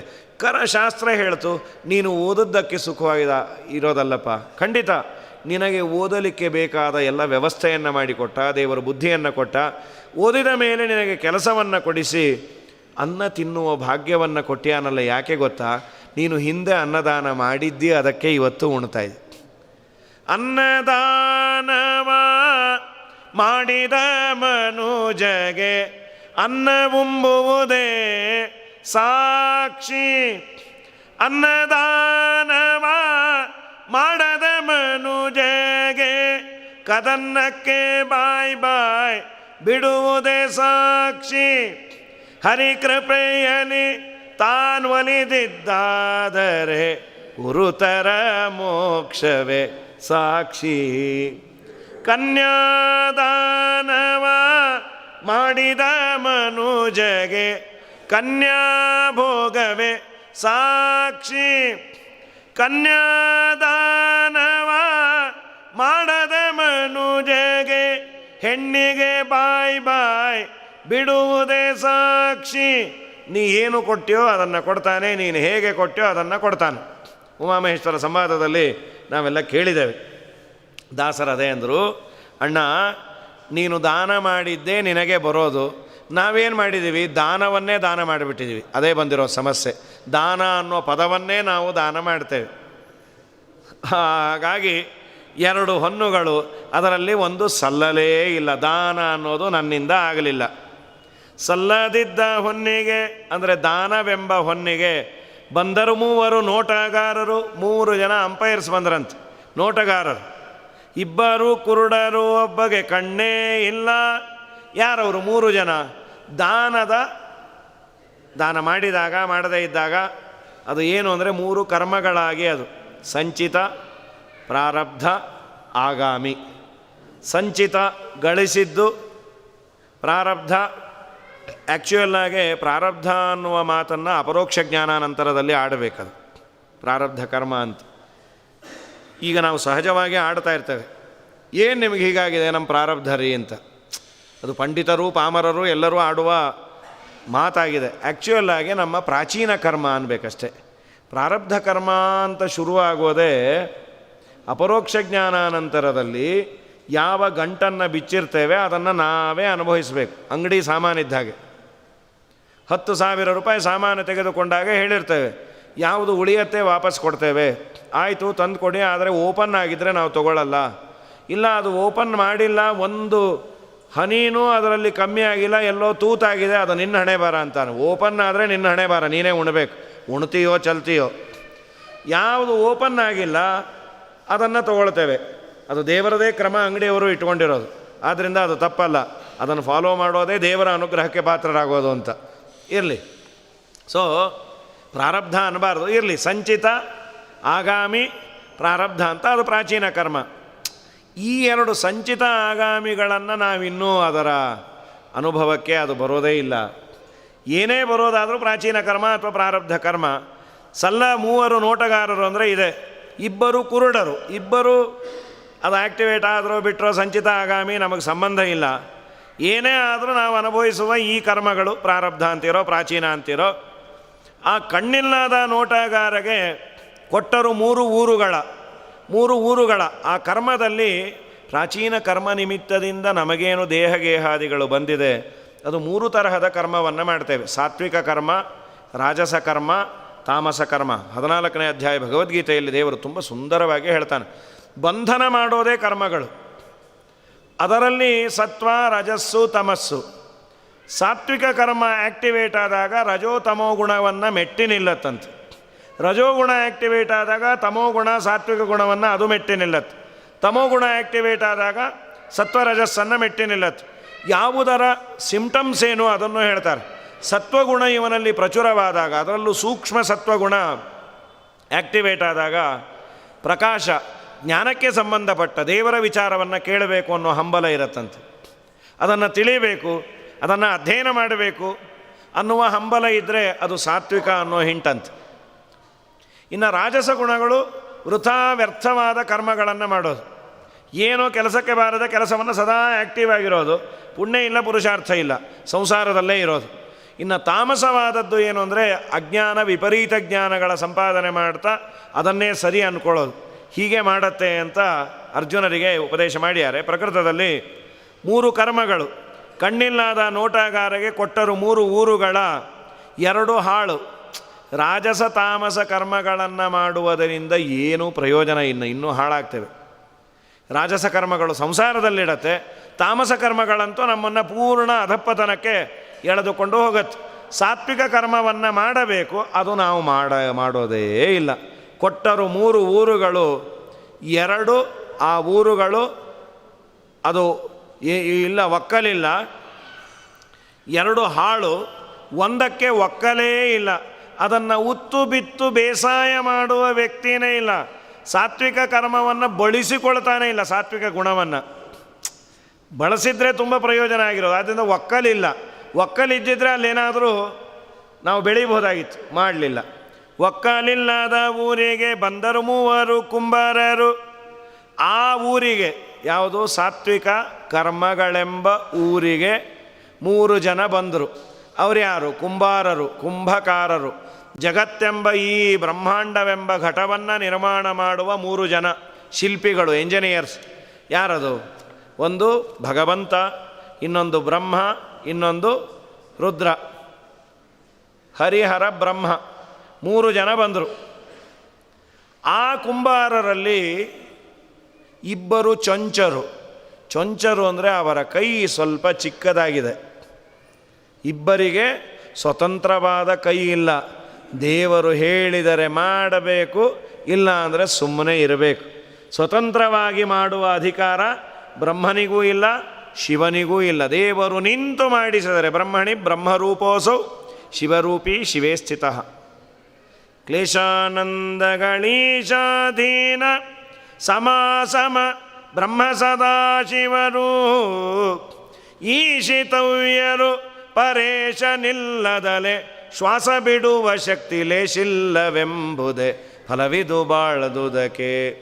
ಸಿರಿ ನಿಲಯನ ಗುಣಗಳ ತಿಳಿದು ಭಜಿಸುವುದೇ ಫಲವಿದು ಬಾಳದುದಕ್ಕೆ. ನಮಗೆ ಕೊಡೋದು ಹೋಗಲಿ, ಅವರ ಉಸಿರಾಟವೇ ಕಷ್ಟ ಅಂದರು. ಇಬ್ಬರು ಚೊಂಚರು. ಹಾಗಾದರೆ ಸ್ವತಂತ್ರವಾಗಿ ಮಾಡುವವನು ಹರಿ, ಅವನಿಗೆ ಕೈಯೇ ಇಲ್ಲ. ಕೈ ಇಲ್ಲ ಅಂದ್ರೇನು? ನಮ್ಮವರೆಗೂ ಚಾಚುವ ಕೈ ಇಲ್ಲ. ಯಾಕೆ ಅಂದರೆ ಚಾಚುವ ಕರ್ಮವನ್ನು ನೀನು ಮಾಡೇ ಇಲ್ಲ. ಒಂದು ಎಲೆ ಎಲ್ಲೋ ಖಾಲಿ ಇರುತ್ತೆ ನಮಗೆ. ನಾವು ಯಾರನ್ನು ಕರಿತೀವಿ? ಸಾಮಾನ್ಯ ಯಾರೋ ಕಂಡಿರ್ತಾರೆ, ಪ್ರದಕ್ಷಿಣೆ ಹಾಕ್ತಾ ನಮ್ಮವರು. ಇವರೇ ಬನ್ನಿ, ಒಂದು ಎಲೆ ಇದೆ. ಅಯ್ಯೋ, ನಂಗೆ ನೀವು ಎಲೆ ಮಾಡಿಕೊಟ್ರಾ? ಏನೋ ನಿಮ್ಮನ್ನು ನೋಡಿದಾಗ ಅನ್ನಿಸ್ತು, ಖಾಲಿ ಇತ್ತು, ಕರೆದ. ಅದೇ ನಮ್ಮವರಲ್ಲ ಅಂದರೆ ಒಂದು ನಿಮಿಷ ಬನ್ನಿ. ಅವ್ರು ನೋಡಲೇ ಇಲ್ಲ, ಇನ್ಯಾರೋ ಬಂದುಬಿಟ್ರು. ಏನು ಕರೆದ್ರಲ್ಲ? ಇಲ್ಲ, ನಾನು ನಿಮ್ಮನ್ನಲ್ಲ, ಅವ್ರನ್ನ ಕರಿಬೇಕಾಗಿತ್ತು, ಅವ್ರು ನೋಡಲಿಲ್ಲ. ಚೆನ್ನಾಗಿದ್ದೀರಾ, ಹೋ ಬನ್ನಿ. ಹಾಗಾದರೆ ನನ್ನವರು ಅಂತ ಆದರೆ ಅವರನ್ನು ಕೈ ಬೀಸಿ ಕರೀತೇನೆ. ದೇವರು ನನ್ನವರು ಅಂದುಕೊಳ್ಳುವ ಯಾವ ಕರ್ಮವನ್ನು ನಾವು ಮಾಡೇ ಇಲ್ಲ. ಕೈ ಬೀಸಿ ಕರೆಯುವಂಥದ್ದು. ದೇವರೇ ಅಂತಾರೆ, ಮಹಾರಾಯ ನಿನ್ನ ಪಾಡಿಗೆ ನೀರಪ್ಪ, ನೀ ನನ್ನ ಸುದ್ದಿಗೆ ಬರಲೇಬೇಡ ಅಂತ. ಸಾತ್ವಿಕ ಕರ್ಮಾಚರಣೆಯನ್ನು ಮಾಡಿದರೆ ದೇವರು ಕೈ ಬೀಸಿ ಕರೆಯೋದಲ್ಲ, ತನ್ನ ಕೈಯಲ್ಲಿ ಇಟ್ಟುಕೊಂಡು ನಮ್ಮನ್ನು ನೋಡಿಕೊಳ್ತಾನೆ. ನಾವು ಆ ತರಹದ ಕರ್ಮವನ್ನು ಮಾಡಿಲ್ಲ. ರಾಘವೇಂದ್ರ ಸ್ವಾಮಿಗಳು, ಆದಿರಾಜರು, ವ್ಯಾಸರಾಜರು, ಈ ಮಹಾನುಭಾವರೆಲ್ಲ ಅದ್ಭುತವಾದ ಕರ್ಮವನ್ನು ಅವರು ಮಾಡಿದ್ದರಿಂದ ದೇವರು ಕಣ್ಣು ಕೈ ಎಲ್ಲದರಲ್ಲೂ ಇಟ್ಟು ಸದಾ ದೃಷ್ಟಿಯನ್ನು ಅವರ ಮೇಲಿಟ್ಟು ಅನನ್ಯ ಚಿಂತೆಯಂತೋ ಮಾಂ ಯೇ ಜನ ಪರ್ಯುಪಾಸತೆ ತೇಷಾಂ ನಿತ್ಯಾಭಿಯುಕ್ತಾನಾಂ ಯೋಗಕ್ಷೇಮಂ ಮಹಾಮ್ಯಹಂ. ಅವರ ಹೊಟ್ಟೆಯನ್ನು ತುಂಬಿಸುವ ಜವಾಬ್ದಾರಿ ಅವರ ಹೊಟ್ಟೆಯಲ್ಲ, ಅವರನ್ನು ನಂಬಿದವರ ಹೊಟ್ಟೆಯನ್ನು ತುಂಬಿಸುವ ಜವಾಬ್ದಾರಿ ನಂದು ಅಂತ ಕಣ್ಣಲ್ಲಿ ಕಣ್ಣಿಟ್ಟು ಅಂಗೈಯಲ್ಲಿ ಅರಮನೆಯನ್ನು ಮಾಡಿಕೊಟ್ಟು ಅಂಗೈಯಲ್ಲೇ ಅವನ್ನ ಇಟ್ಕೊಂಡು ನೋಡ್ತಾನೆ. ನಿನ್ನನ್ನು ಕರಿಬೇಕಾದರೆ ದೇವರು ನೀನೊಂದಿಷ್ಟು ಅವನನ್ನು ಕರಿಬೇಕಲ್ಲ. ನಾರಾಯಣ, ಕೃಷ್ಣ, ಗೋವಿಂದ ಅಂತ ನೀನು ಕರೆದಿದ್ರೆ, ನೀನು ಬರೀ ಬೋಂಡ ಚಕ್ಕಲಿ ಇದೆ ಕರೀತಾ ಕೂತಿದ್ರೆ, ನಾರಾಯಣ ಇಲ್ಲ, ಕೃಷ್ಣ ಇಲ್ಲ, ನಿನ್ನನ್ನು ಯಾಕೆ ಕರೀತಾನೆ? ನೀನು ಬೇಡ ಬೇಡ ಅಂತ ಈ ಕರಿ ಮಸಿಯನ್ನು ಹಚ್ಚಿ ನಿನಗೆ ಕಳಿಸ್ತಾನೆ. ಸೊ ದೇವರು ಕೈ ಇದೆ, ಇಬ್ಬರು ಚೊಂಚರು, ಒಬ್ಬಗೆ ಕೈಯೇ ಇಲ್ಲ. ಕೈಯಿಲ್ಲದ ಕುಂಬಾರನು, ಆ ಕುಂಭಕಾರನಾದ ದೇವರು 3 ಮಡಿಕೆಗಳನ್ನು ಮಾಡದಂತೆ. ಕೈಯಿಲ್ಲದ ಕುಂಬಾರ ಎಷ್ಟು ವಿಚಿತ್ರವಾಗಿದೆ ನೋಡಿ. ಕೈಯಿಲ್ಲದ ಕುಂಬಾರ ಅಂದ್ರೇನು? ನಮ್ಮ ಹತ್ತಿರ ಚಾಚುವ ಕೈಯಿಲ್ಲದ ಕುಂಬಾರ. ಭಗವಂತ 3 ಮಡಿಕೆಗಳನ್ನು ಮಾಡ್ದ. ಆ ಮಡಿಕೆಗಳು ಯಾವುದು ಅಂದರೆ ಜ್ಞಾನ, ಭಕ್ತಿ, ವೈರಾಗ್ಯ ಅನ್ನುವ 3 ಮಡಿಕೆಗಳನ್ನು ಭಗವಂತ ಮಾಡಿದ್ದಾನೆ. ಆದರೆ 2 ಒಡಕು, 2 ಮಡಿಕೆಗಳು ಮ್ಯಾನುಫ್ಯಾಕ್ಚರಿಂಗ್ ಡಿಫೆಕ್ಟ್. ನೀರು ತುಂಬಿದ್ರೂ ಹರಿದು ಹೋಗತ್ತೆ, ಏನೋ ವಾಸಿ. ಆ ಇನ್ನೊಂದಿದೆಯಲ್ಲ, ಅದಕ್ಕೆ ಬುಡವೇ ಇಲ್ಲ.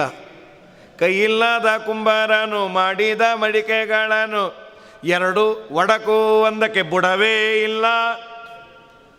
ಸರಿ, 2 ಒಡಕು ಅದ್ಯಾವುದದು? ಜ್ಞಾನ, ಭಕ್ತಿ, ವೈರಾಗ್ಯ 3. ಈ ಜ್ಞಾನ, ಭಕ್ತಿ, ವೈರಾಗ್ಯದಲ್ಲಿ ಭಗವಂತ ಏನು ಮಾಡಿದ್ದಾನೆ ಅಂದರೆ, ಆ ಜ್ಞಾನಭಕ್ತಿ ವೈರಾಗ್ಯಗಳಲ್ಲಿ ನಾವು ಬುಡವಿಲ್ಲದ ಮಡಿಕೆ. ಜ್ಞಾನ, ಭಕ್ತಿ, ವೈರಾಗ್ಯ, ಜ್ಞಾನ, ವೈರಾಗ್ಯ ಇದು ನಾವು ಪ್ರಯತ್ನವನ್ನು ಮಾಡಬೇಕು. ವಿಶೇಷವಾಗಿ ದೇವರ ಅನುಗ್ರಹ ಬೇಕು. ಜ್ಞಾನ ಬರಬೇಕಾದರೆ ದೇವರ ವಿಶೇಷ ಅನುಗ್ರಹ ಇದ್ದರೆ ಜ್ಞಾನ ಸಂಪಾದನೆಗೆ ಬೇಕಾದಂತಹ ಬ್ರೈನು, ಬುದ್ಧಿ, ಜನ್ಮ ಎಲ್ಲ ಪರಿಕರಗಳನ್ನು ಜ್ಞಾನ. ವೈರಾಗ್ಯ ಅದು ದೇವರ, ವಿಶೇಷವಾಗಿ ಮನೋಭಿಮಾನಿ ರುದ್ರದೇವರ. ಮೊನ್ನೆ ಶಿವರಾತ್ರಿ ಆಯಿತು, ರುದ್ರದೇವರು ಕೊಡಬೇಕು.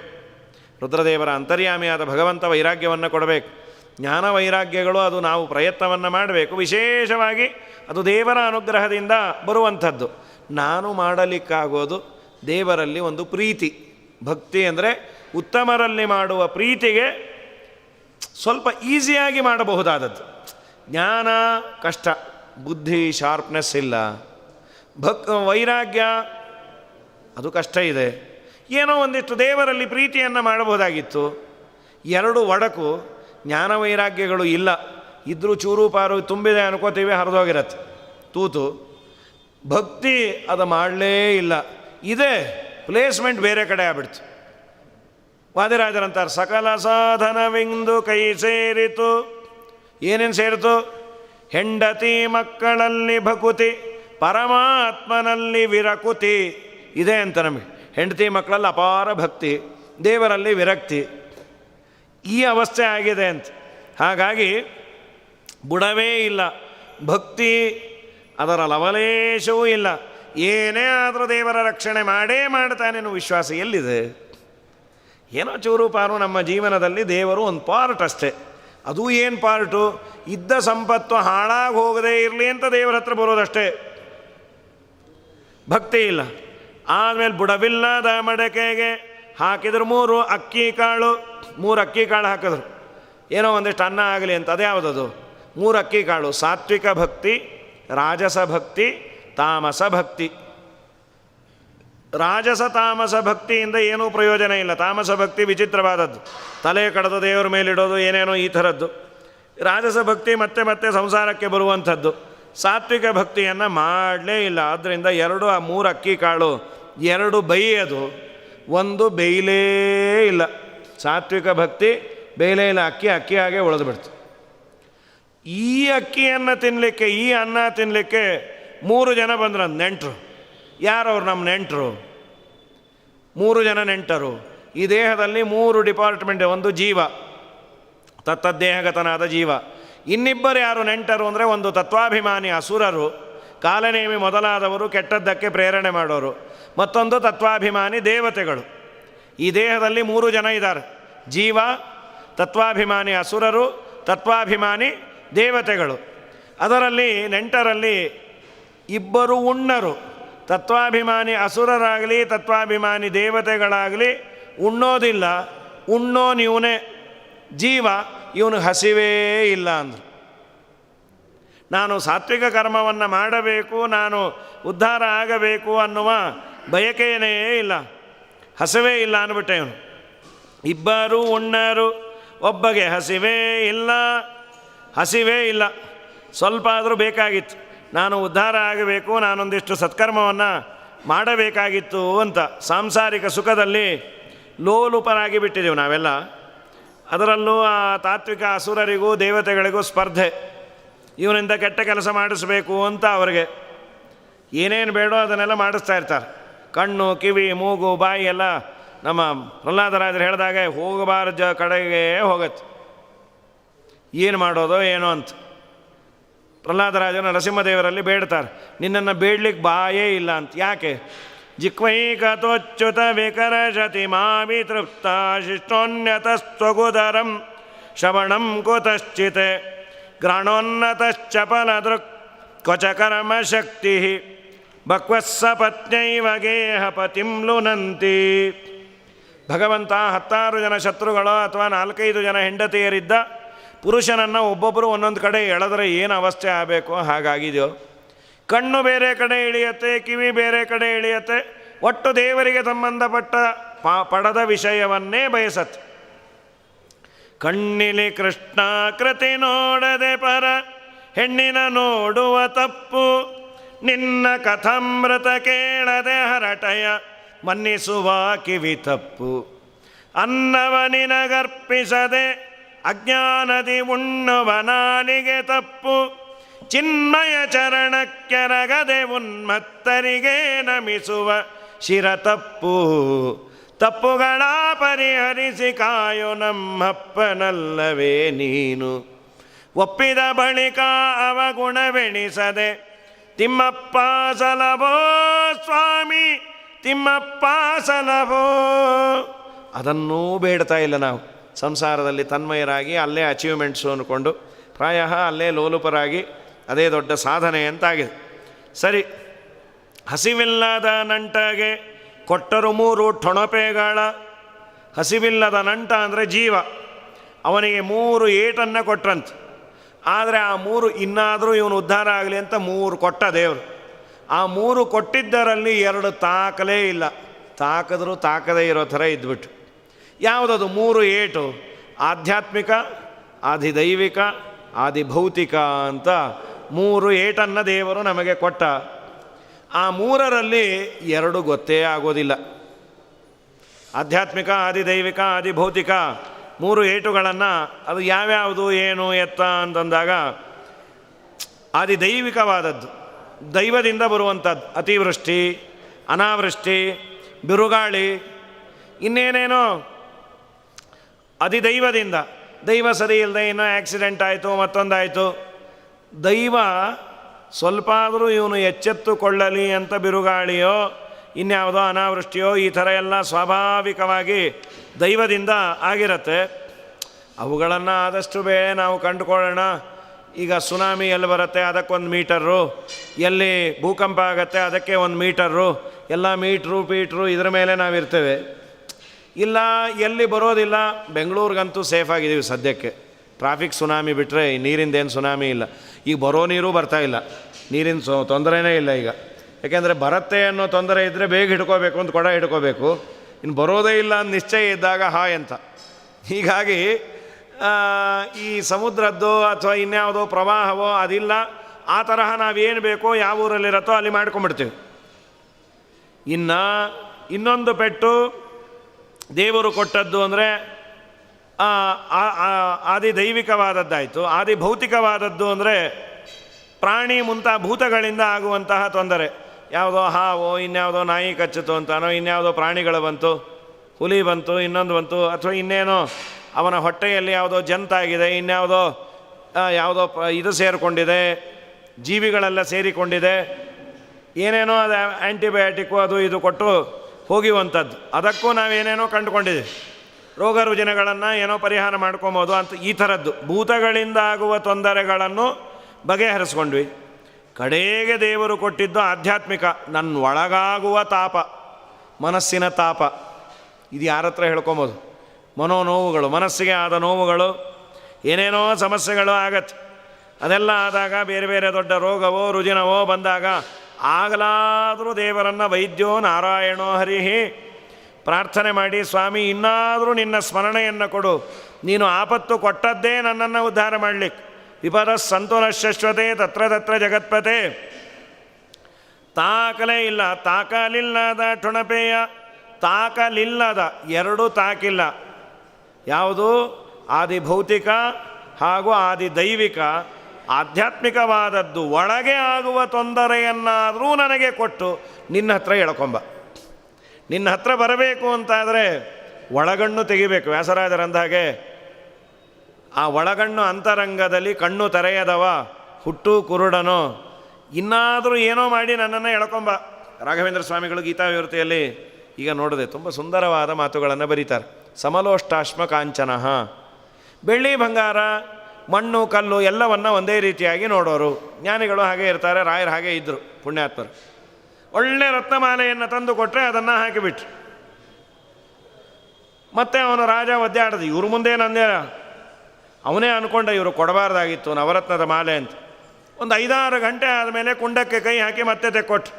ಹುತಾವ ಗುಣಿಸಿದ ರತುನ ಮಾಲಿಕೆಯ ಕ್ಷಿತಿಪಗೆ ತಂದಿಟ್ಟ ತುಳ ಮಹಿಮನೆ ರಾಘವೇಂದ್ರ ರಾಜಿತ ಗುಣ ಸಾಂದ್ರ. ನಾಳೆಯಿಂದ ರಾಘವೇಂದ್ರ ಸಪ್ತಾಹ ಶುರು ಆಗತ್ತೆ. ಆ ಪುಣ್ಯಾತ್ಮನಂತಾರೆ ಹುತಾಹವ ಗುಣಿಸಿದ ರತ್ನ ಮಾಲಿಕೆಯ ಸಮಲೋಷ್ಟಾಶ್ಮ ಕಾಂಚನ ಅನ್ನೋದಕ್ಕೆ ರಾಘವೇಂದ್ರ ಸ್ವಾಮಿಗಳು ಬರೀತಾರೆ. ಸುಖ ದುಃಖಗಳನ್ನು ಒಂದೇ ರೀತಿ ನೋಡೋದು, ತುಂಬ ಅದ್ಭುತವಾದ ಅರ್ಥ ಬರೀತಾರೆ. ದೇವರಿಗೆ ಸಂಬಂಧಪಟ್ಟ ಕೆಲಸವನ್ನು ಮಾಡಬೇಕಾದರೆ ದುಃಖ ಆಗತ್ತೆ, ದೇವರಿಗೆ ಸಂಬಂಧಪಟ್ಟ ಕೆಲಸವನ್ನು ಬಿಟ್ಟರೆ ಸುಖ ಆಗತ್ತೆ ಅಂತ ಗೊತ್ತಿದ್ದು ದೇವರಿಗೆ ಸಂಬಂಧಪಟ್ಟ ಕೆಲಸವನ್ನೇ ಯಾರು ಆಪ್ಟ್ ಮಾಡಿಕೊಳ್ತಾನೆ ಅವನು ಸುಖ ದುಃಖಗಳನ್ನು ಒಂದು ರೀತಿಯಾಗಿ ನೋಡಿದವನು ಅಲ್ವಾ. ಬೆಳಗ್ಗೆ ಎದ್ದು ಸ್ನಾನ ಮಡಿ ಮೈಲಿಗೆ ಯಾವನು ಹೇಳಿದ್ದಾರೆ. ತುಂಬ ಜನ ಅಂತಿರ್ತಾರೆ, ಇವನು ನೋಡ್ರಿ, ಇವನು ದೇವ್ರ ಪೂಜೆ ಮಾಡಿ ಮಾಡಿ ಮಾಡಿ ಹಾಳಾಗ್ಬಿಟ್ಟಾರೆ. ಎಷ್ಟು ಚೆನ್ನಾಗಿದ್ದ ಮೊದಲು ಸಂಪಾದನೆ ಮಾಡಿಕೊಂಡು 24 ಗಂಟೆ ಮೂಗು ಹಿಡ್ಕೊಂಡೇ ಕೂತಿರ್ತಾನೆ, ಅಷ್ಟೇ ನೋಡ್ರಿ ಹೀಗಾಗಿದ್ದಾನೆ. ನೀ ಏನಾದರೂ ಅನ್ಕೋ, ಈ ಜನ್ಮ ಬರೋದು ಅಪರೂಪ, ಬಂದಾಗ ನಾನು ದೇವರ ಪೂಜೆಯನ್ನು ಮಾಡ್ತೇನೆ ಅಂತ ಯಾರು ವಸ್ತುನಿಷ್ಠವಾಗಿ ದೇವರ ಆರಾಧನೆಯನ್ನು ಮಾಡ್ತಾನೆ ಅವನು ಸಮದುಃಖ ಸುಖ ದುಃಖಗಳನ್ನು ನೋಡಿದವನು. ಇನ್ನು ಸಮಲೋಷ್ಟಾಶ್ಮ ಕಾಂಚನ ಅಂದ್ರೇನು? ನೀನು ನೋಡಪ್ಪ, ನಾಳೆಯಿಂದ ದೇವರು ಪೂಜೆಯನ್ನು ಬಿಟ್ಟರೆ ನಿನಗೆ 1 kg ಬಂಗಾರವನ್ನು ಕೊಡ್ತೇನೆ ಅಂತ ಅನ್ನೋದಾದರೆ, ನಾಳೆಯಿಂದ ಯಾಕ್ರಾಯ್ರೆ ಬಿಟ್ಟು 15 ದಿನ ಆಯಿತು, ನಾನು ಹೀಗೆ ಕೊಡ್ಬೋದು ಅಂತೀವಿ. ಇಲ್ಲ, ನಿನ್ನ ಬಂಗಾರವೂ ಬೇಡ, ನಿನ್ನ ಮಣ್ಣೂ ಸಿಗೋದಿಲ್ಲ, ಬೇಡ, ನನಗೇನೂ ಬೇಡ, ದೇವರ ಅನುಗ್ರಹ ಇದ್ದು ಆ ದೇವರು ನನ್ನಿಂದ ಪೂಜೆ ಮಾಡಿಸಿಕೊಂಡ್ರೆ ಸಾಕು ಅನ್ನುವ ಮನೋಧಾರಢ್ಯ ಯಾರಿಗಿದೆ ಅವರನ್ನು ಸಮಲೋಷ್ಟಾಶ್ಮ ಕಾಂಚನ ಅನ್ನಬೇಕಂತ. ಆ ಮಾತೇ ಇಲ್ಲಿ ನೆನಪಾಯ್ತು. ತಾಕಲಿಲ್ಲದ ಟೊಣಪೆಯ ತಾಕೀಸಿ ಸದ್ಗತಿಯನು ಈಯಬೇಕು ಪುರಂದರ ವಿಠ್ಠಲರಾಯ. ತಾಕಲಿಲ್ಲದ ಆ ಏಟನ್ನಾದರೂ ನನಗೆ ತಾಕುವಂತೆ ಮಾಡಿ ಭಗವಂತ, ನಿನ್ನ ಹತ್ತಿರ ನಾನು ಬರುವಂತೆ, ನಿನ್ನ ಚಿಂತನೆಯನ್ನು ಮಾಡುವಂತೆ, ರೋಗವೋ ರುಜಿನವೋ ಏನಾದರೂ ಬಂದಾಗ ಇರಲಿ ವೈದ್ಯರ ಬಳಿಯಲ್ಲಿ ಹೋಗಬೇಕು, ಆದರೆ ಮಹಾವೈದ್ಯನಾದ ಧನ್ವಂತರಿಯಾದ ಭಗವಂತ ನಿನ್ನನ್ನು ನೆನೆಯುವಂತೆ ಮಾಡಿ ಈ ಮನುಷ್ಯ ಜನ್ಮ ಉದ್ಧಾರ ಮಾಡು ಅಂತ ಮುಳ್ಳು ಕೊನೆಯ ಮೇಲೆ 3 ಕೆರೆಯ ಕಟ್ಟಿ 2 ತುಂಬದು 1 ತುಂಬಲೇ ಇಲ್ಲ ಅನ್ನೋ ಪದ್ಯವನ್ನು ಬರೆದಿದ್ದಾರೆ. ತುಂಬ ವಿವರಣೆ ಇದೆ. ತುಂಬ ಮಾಡಿಬಿಟ್ರೆ ಯಾವುದು ಏನು ಹೇಳಿದ್ವಿ ಅಂತ ನಮಗೂ ಗೊತ್ತಾಗೋದಿಲ್ಲ, ನಮಗೆ ಗೊತ್ತಿರೋದು ಸ್ವಲ್ಪವೇ. ತುಂಬ ವಿವರಣೆ ಬೇಡ, 1 ಗಂಟೆಯಲ್ಲಿ ಅದು ಮುಗೀಲಿ ಅನ್ನುವ ಅಭಿಪ್ರಾಯದಿಂದ ಬಹಳ ದಿವಸದಿಂದ ಕೇಳಿದ್ರು. ನಮ್ಮ ವಿಜೇಂದ್ರ ಅವರು ಅಂತ ಇದ್ದರು, ಒಂದಿನ ಹೇಳಿ ಅಂತ. ಸರಿ, ಈ ಭೀಮಸೇನನ ಆವೃತ್ತಿಯಲ್ಲಿ ಇದನ್ನು ಆ ಭೀಮಸೇನನ ಅಂತರ್ಯಾಮಿಯಾದ ಪುರಂದರ ವಿಠ್ಠಲನಿಗೆ ಅರ್ಪಣೆ ಮಾಡುವ ಅಂತ ಹೇಳ್ತಾ ಈ ಒಂದು ಕಾರ್ಯಕ್ರಮದ ವ್ಯವಸ್ಥೆಯನ್ನು ಮಾಡಿಕೊಟ್ಟ ಮಠದ ಎಲ್ಲ ಪದಾಧಿಕಾರಿಗಳಿಗೆ ಬಂದ ನಿಮಗೆಲ್ಲರಿಗೂ ಅಭಿನಂದನೆಗಳನ್ನು ಸಲ್ಲಿಸಿ 2 ಮಾತನ್ನು ಮುಗಿಸ್ತೇನೆ. ಶ್ರೀಕೃಷ್ಣಾರ್ಪಣಮಸ್ತು. ಕಾಯೇನ ವಾಚ ಮನಸೇಂದ್ರಿಯೈರ್ವಾ ಬುದ್ಧಾತ್ಮನಾಮ ಪ್ರಕೃತಿ ಸ್ವಭಾವಾತ್ ಕರೋಮಿ ಯದ್ಯತ್ ಸಕಲಂ ಪರಸ್ಮೈ ನಾರಾಯಣ ಇತಿ ಸಮಾನ.